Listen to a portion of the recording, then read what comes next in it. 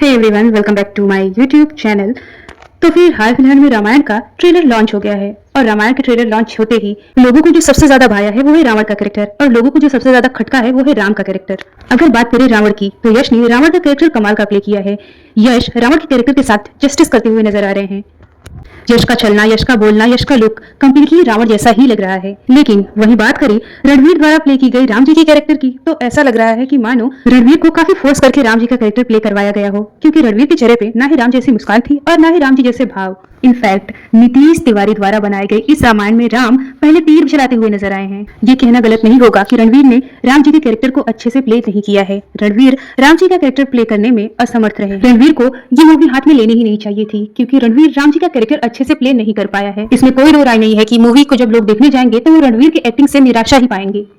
और अब बात करते हैं साई पल्लवी की। साई पल्लवी की एक्टिंग वाकई में ही अच्छी तो लग रही है एज ए सीता, पर साई पल्लवी का कॉस्ट्यूम किसी भी ढंग से रामायण वाली फीलिंग नहीं दे रही है। साई पल्लवी ने जिस ढंग के कपड़े इस रामायण में पहने हैं उस कपड़े को देखकर ऐसा लग रहा है कि मानो मनीष मल्होत्रा कपड़े का डिजाइनर हो। और हाँ, ये प्रॉब्लम सिर्फ सीता जी के कैरेक्टर में ही नहीं बल्कि केकेई के कॉस्ट्यूम में भी देखने को मिली। केकेई को देखकर ऐसा लग रहा था कि मानो केकेई केकेई नहीं बल्कि टीवी सीरियल की कोई सास हो। केकेई को देखकर बिल्कुल भी फील नहीं आया कि ये रामायण की केकेई है। नीतीश तिवारी द्वारा बनाए गए इस रामायण में सीता जी और केकेई जी के कपड़े मॉडल लग रहे थे। इनफैक्ट सीता जी और केकेई जी को देखकर ऐसा लग ही नहीं रहा था कि ये रामायण का ट्रेलर है। नीतीश तिवारी जी को इस पर और मेहनत करने की जरूरत है। ये रामायण बन रहा है, कोई टीवी सीरियल नहीं। और अगर बात करें सुपलखा के कैरेक्टर की तो रकुल प्रीत ने सुपलखा का कैरेक्टर कमाल का प्ले किया है।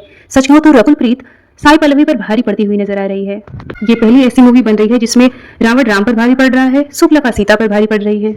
और अब बात करते हैं the most wanted question, where is the Hanuman जी।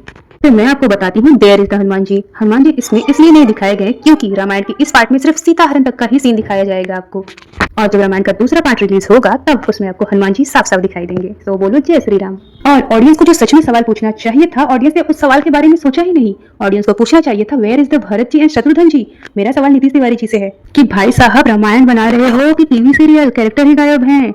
भरत और शत्रुघ्न जी कहाँ हैं? उनके बिना रामायण कैसे बना दी? रणवीर कपूर में राम नजर आया, बीफ लवर नहीं, और रामायण में भरत और शत्रुघ्न जी नजर नहीं आए। हाँ guys, justice for Bharat ji और शत्रुघ्न जी।